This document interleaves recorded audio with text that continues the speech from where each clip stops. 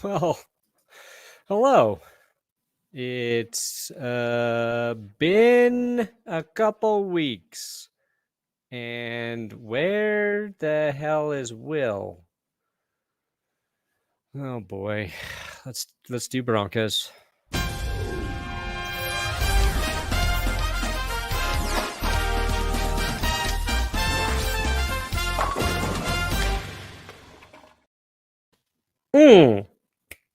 Welcome. Will Keys, my co-host, my writing partner, my Broncos soulmate. He's out of town this week. So we should be doing a pod, Will and I, on Thursday, I think, when he gets back, but it is just me today. I would have waited until Thursday, but a lot of shit went down over the last week. I was out of town last week. So, yeah, I figured we'd come in. We'll talk about the Broncos. I'll try and answer any questions or BS you guys throw at me in the chat. And I already did a video kind of on my main channel about Sean Payton, about the injuries yesterday, but I figured we could dive into those a little bit more. Tim Patrick, just horrible news that he tore his Achilles after tearing his ACL last training camp or preseason. I know he worked incredibly hard to recover from that. It was a process. We were all excited to watch Tim Patrick this season with Sean Payton. Just not going to happen. So we'll get into that and, whatever tickles our freaking fancy. Broncos country, let's die. Thank you, Bonkius. Thank you for that super chat. I will say this. I'm a little concerned just on superstition. Last year, the first signal that something might not be right was Tim Patrick getting injured. Change the coach. Overhaul. New everything. This summer, training camp starts. Tim Patrick gets hurt again. And now the superstitious part of me as a football fan is worried, is very concerned that no matter what the Broncos do, they might just be fucking cursed, and we just might have to deal with it. We just might have to deal with whatever crazy stuff happens. Okay. Broncos legend Julio Jones, anyone? Should the Broncos sign Julio Jones? I don't think so. Yeah, Patrick's done for the season with it was a complete tear of his Achilles. There are free agent receivers out there. But, the Broncos have Courtland Sutton, Jerry Jeudy. Those two guys, both different skill sets. They should be the top two dogs as receivers. And really, if, you watch Russell Wilson throughout his career, he only needs two receivers to play well. He kind of keys in on them a little bit. But behind them, they drafted, Marvin Mims this offseason. So maybe he takes on a bigger role early. We've got Kendall Hinton. We've seen him be consistent. And then there's a bunch of guys, Marquez Callaway, Lil Jordan Humphrey, or Lil Hump. We'll just call him Lil Hump. Brandon Johnson, who we've seen. There's depth there. There's depth there. Are any of those guys Tim Patrick? I don't think so, but I think a combination of them could probably make up for the production we were hoping to see from Tim Patrick. But my thought really is where I would like to see the production made up. The guy I want to see emerge as that number 3 threat is just Greg Dulcich. It's just tight end Greg Dulcich. If he can be as good as he looked at certain moments last season, then I think he will make up for the loss of Tim Patrick instead of like that third receiver. And we all know, Sean Payton, very creative with Taysom Hill, how they used him in tight end packages. Jimmy Graham back in the day had one of the best tight end seasons ever with Drew Brees in that offense. So I think there is hope that, maybe a guy like Greg Dulcich, and tight ends typically in their second year, that's when they start to take off. Rookie seasons for tight end, if you just go look statistically, even at like all the great tight ends, they don't do a lot as rookies. Also, if you're drafting in fantasy, keep that in mind when you're thinking about tight ends. So I think like Dulcich in his second year, maybe he's the guy who makes up the production for Tim Patrick. Didn't your stadium burn ablaze before? Yes, the Broncos stadium did catch fire last offseason as well. That was the other sign. Okay, that was the other sign. It's fist to fact that Denver fans are immune to insults and bad news. We've dealt with plenty of bad news. Plenty. Just keep it coming. Keep all that bad news coming. Broncos fans are used to it.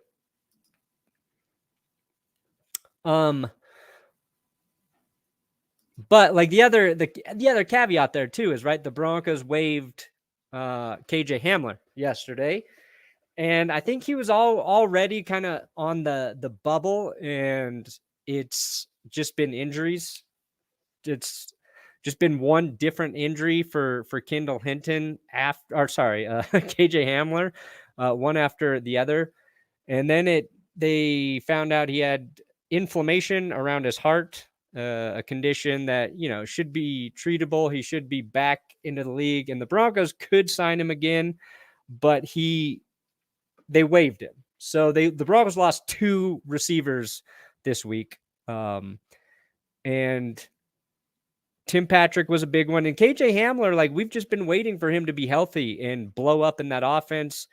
And he was another guy I think a lot of us were excited to watch this season to see if like he could stay healthy. What could he do in that offense? So the combo of the two sucks. But again, I'm gonna double down on believing Greg Dulcich is the dude to make it all happen. And then KJ Hamler, you kind of look at Marvin Mims to replace like what he was gonna do. I don't know if he's quite as fast as KJ, but he's a little bit bigger, more sized like Emmanuel Sanders. So that'll be fun.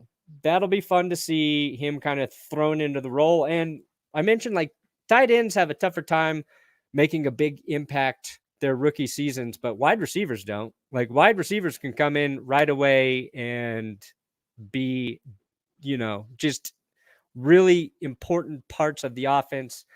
And optimistically, now we just kind of got to believe that, maybe Mims can be that guy for Denver. And then, before all that, we had all the Sean Payton shit talking that got blown up. I listened to Nathaniel Hackett today talk about it, and I just kind of felt bad for old Nate Dogg Hackett. Again, was Sean Payton wrong about any of his criticisms about the past coaching regime? No, but he kind of came off like a dick. And one thing Nathaniel Hackett always seemed to be was like a nice guy. So, being a dick to a guy who really didn't deserve it, he was just bad at his job. Didn't love it. Like, do I think it's going to matter in a week or two? No. Fuck no, it's not going to matter at all. It might matter the week the Broncos play the Jets. And I'm also somebody who doesn't think like those bulletin board things like are ever really that big of a deal.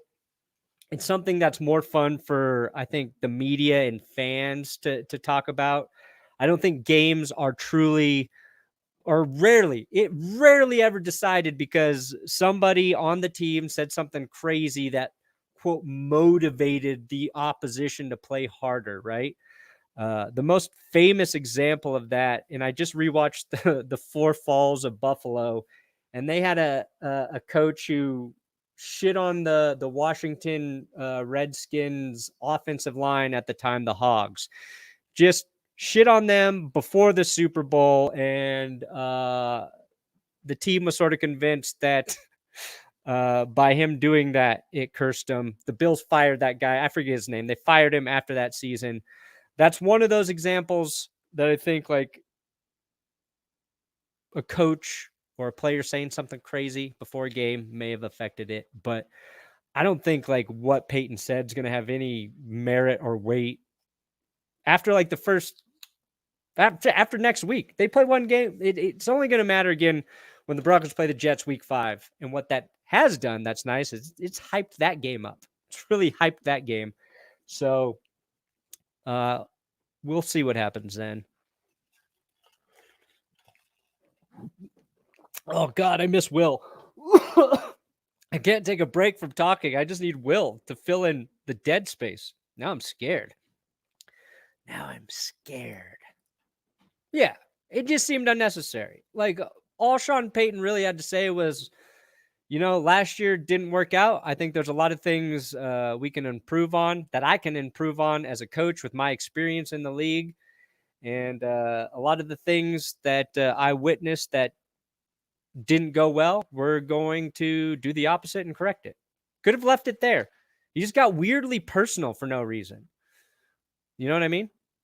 And you know what's like strange too is like I believe Sean Payton is a good head coach in the NFL, right?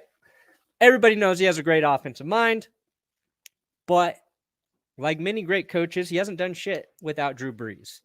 Bill Belichick hasn't really done shit without Tom Brady yet. Now, Sean Payton does have a quarterback who I think still can play well, Russell Wilson. We saw the worst version of Russ last year, but we saw some flashes. And I think we'll learn exactly how good Sean Payton is this season, right? Not just as Broncos fans, but as like football fans.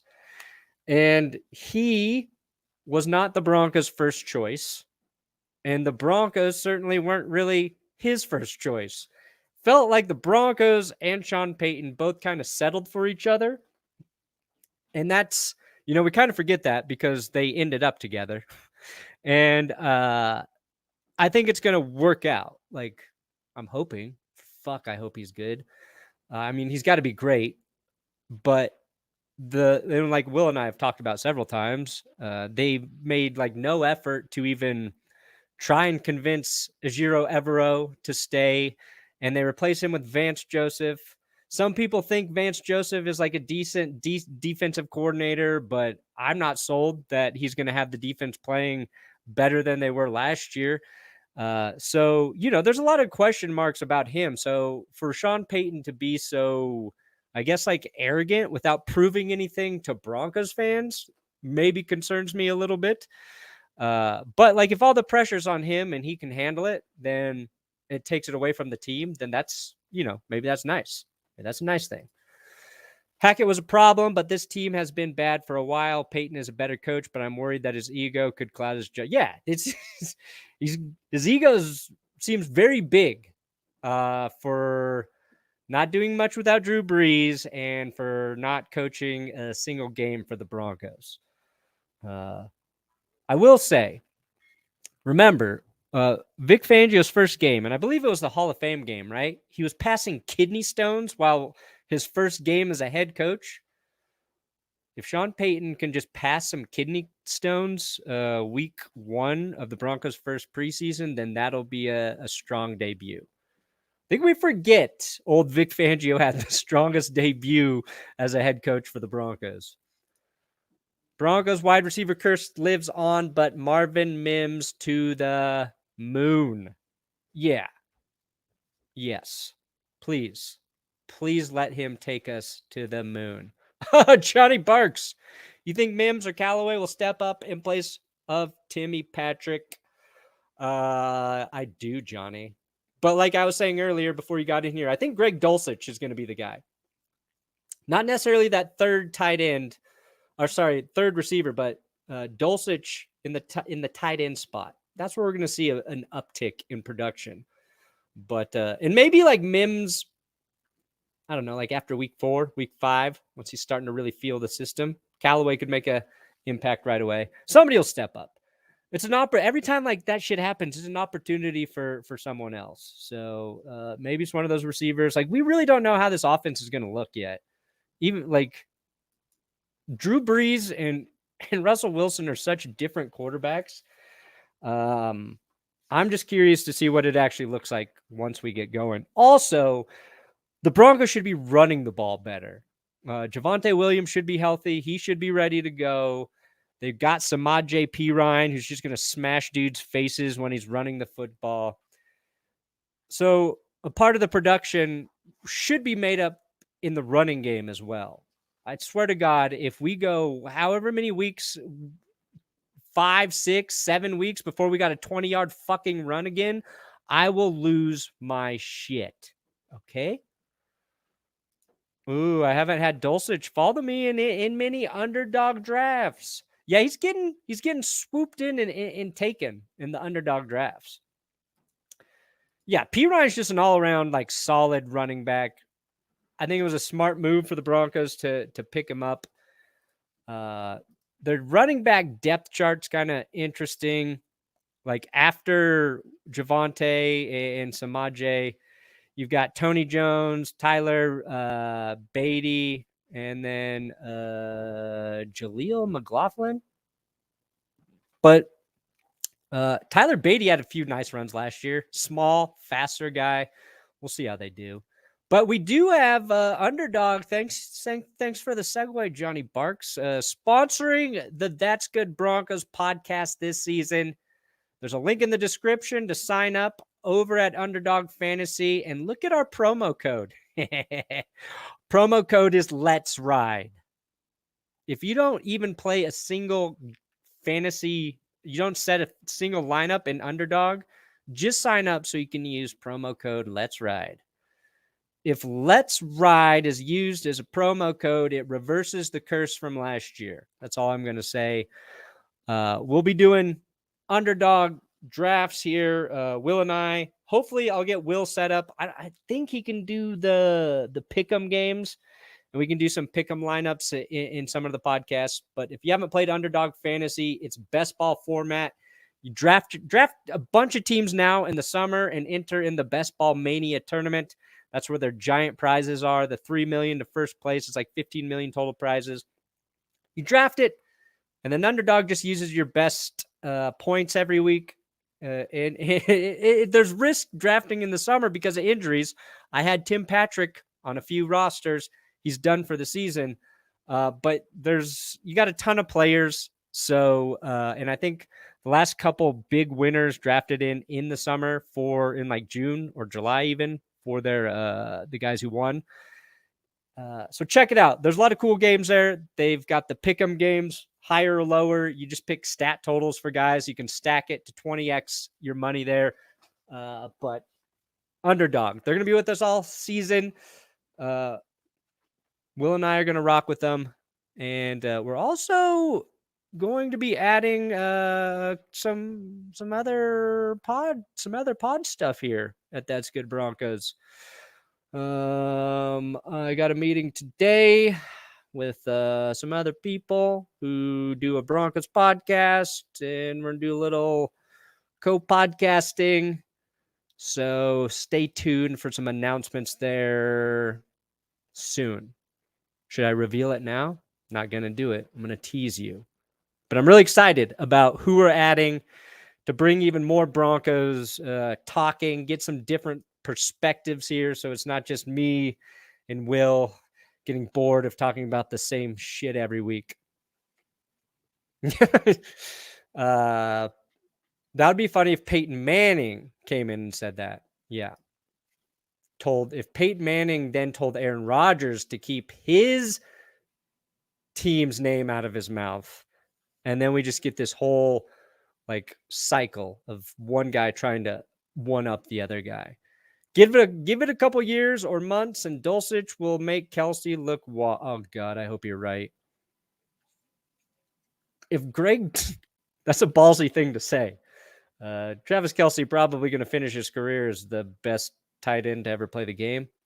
So if Dulcich is better than him, Broncos are in a very good position. I only did $25 with the deposit match last year. Wish I did the full hundo. Better app than Prize Picks, in my opinion. Thanks, Johnny. It's a great app. It's a great company. I love working with Underdog.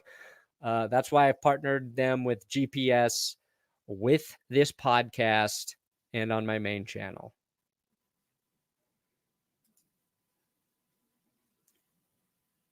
I bet we'll have Wolf on from time to time. It's not his podcast. It's not with Wolf, but he'll come on whenever. He's like always hunting. He's like on a bear hunt right now. Trying to lock Wolf down is like, can you talk about the Broncos this week? He's like, no, I'm in Alaska. I'm hiding inside of a dead moose, trying to kill a bear so I can eat an actual wolf. I don't know how hunting works. If Denver goes 5-12 again, what do the Broncos do in the offseason? Also, Denver's already $30 million over the cap next season. Are they over 30 next year? That doesn't sound right. If they go 5-12 is a terrible situation for the Broncos. Because they're not going to be in position to draft Caleb Williams. They would probably, if they go 5-12, I'm assuming they would figure out a way to move on from Russell Wilson. Even if they were, basically, if they go 5-12 next year, or this season, 2024, they will be tanking. They'll cut Russ. They'll eat the dead cap hit for that year. Maybe Ben DiNucci's the starting QB. Well, if DiNucci's the starting quarterback, they might win the Super Bowl in 2024. DiNucci, by the way, turning some heads at training camp, dropping some dimes, if you will, right now, and I think he's got a good shot to make the team. But yeah, they can't be 5-12. They've either got to be a playoff team or they got to be the worst team in the league. Worst two teams in the league. If they're this middle of the road, or okay, if they miss the playoffs, but they're sitting and they barely miss, right? Say they're like 10-7 and they just don't get in because a couple other teams just barely got a better record, but they show that they're a much improved team, then we'll be okay. Playoffs, barely missing the playoffs, but we're all convinced they're better. Those are the only two scenarios I want outside of just being in position to get Caleb Williams. If Russ don't work, should we trade for Tannehill? They have their future QB. This is hard. If Russ don't work, let me read your question, Mason, just as it's written. I was trying to smooth it out. If Russ don't work, shall we trade for Tannehill? HC, they have their future QB or draft. I don't know what you're trying to fucking ask me, Mason. I have no idea.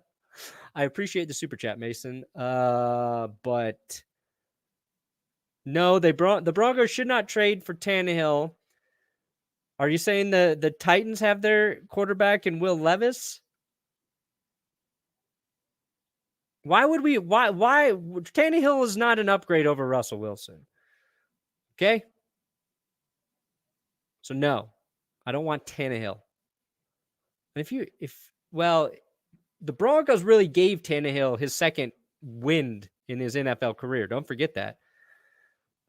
Because Titans Broncos playing, was that 2019? Mariota gets hurt. Tannehill comes in. Titans go on a run after that. He saved their team because of the Broncos. So this is a hard question. Mason, if you're going to give me $5, make sure I know what you're asking. Pretty sure that gave me a stroke. Yeah. Oh, boy. All right. Anything else crazy happened today? I know Mike Tomlin's excited to watch week 5 now between the Broncos and Jets. Today seemed like a pretty quiet day at training camp, which is good. I didn't see anybody with any terrible injuries that are just ripping our hearts right out of our chests because the guy who got the injury is the guy we've all been rooting for. Patrick Surtain's, he's got his PS2 controller on his leg. Oh, look at this. The NFL, the official NFL Twitter account with the PS2 controller.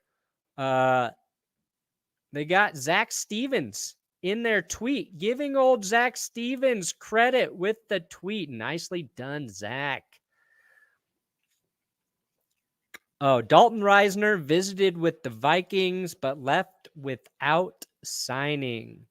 I do hope Reisner lands a gig somewhere. I think you'd be a solid depth guard piece for somebody. Obviously, a great dude who did a lot in the community while he was a Denver Bronco. So I hope he gets a shot somewhere else. Trying to see if there's anything. Yeah, today was quiet in training camp. DiNucci looked good. Sean Payton talked about Russell Wilson's progress. Used a lot of coach speak, saying, yeah, he's getting a little bit better. We got work to do. You're getting a little better. My vacation in the mountains was very nice. Thank you for asking, Paul. Shout out Paul Spencer. See Paul about once a month in our Patreon Zooms.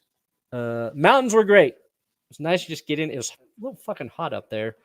The mosquitoes were just terrible. I had a real good bite on my head. Rode some four-wheelers. Had fun with Carm. It was cool. I love going to the mountains. Yeah, he visited with them today, but he left without a deal. So, what are you guys saying? Josh Allen went down? I haven't seen anything about Josh Allen. Oh, yeah, the other thing I saw, it's not Broncos related, but multiple teams are interested in trading for Colts running back Jonathan Taylor. So, that was from Ian Rappaport. I didn't think anybody was going to trade for him. But apparently, some teams see value there because he's a really good running back. Wasn't healthy last year. But if like other teams are like, yeah, we'll give you something for Jonathan Taylor, why wouldn't the Colts just be like, well, maybe we should pay him? Maybe with a rookie quarterback, having a very good running back would be nice. I'll take Shelby Harris back. Mr. Slappa the balls down. Slappa the balls. Shelby Harris. Yes. Yes. A million times. Yes.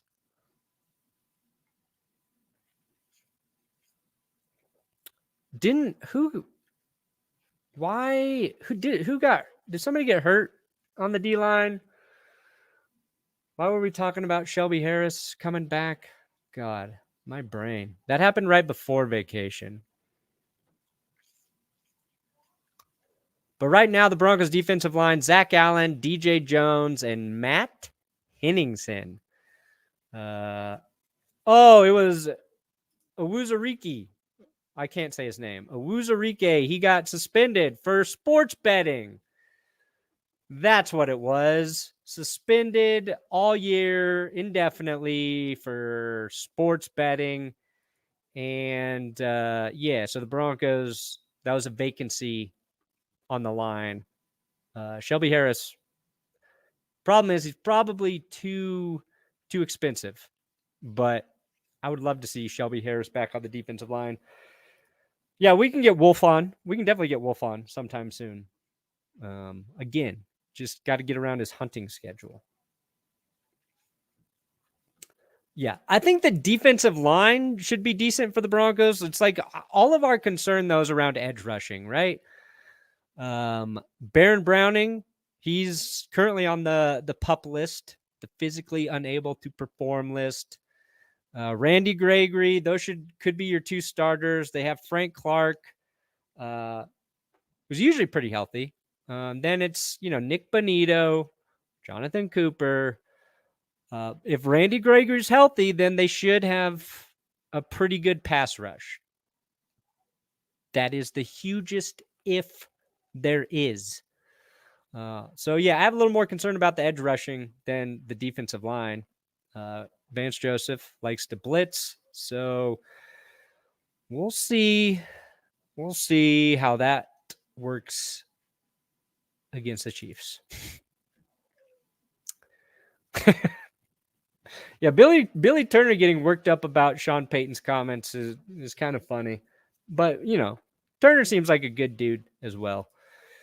But that's about it. That's about all that's happening. Again, the big news, Tim Patrick getting hurt. I don't think they're going to sign like a free agent wide receiver unless somebody else goes down. Yeah, Bradley Chubb is a Dolphin. He is reunited with Vic Fangio.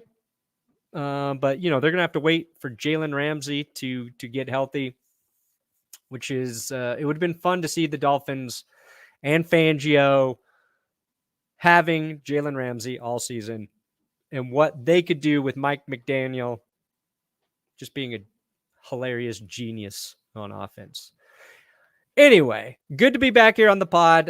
Will and I should be back here every week moving forward. I know the last couple months we've been pretty sporadic, pretty random.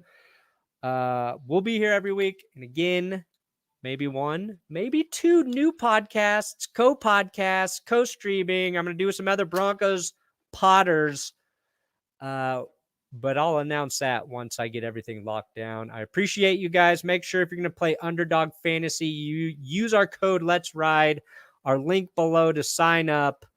Let's just hope all of the remaining days of training camp are boring as hell. I don't want any fucking news.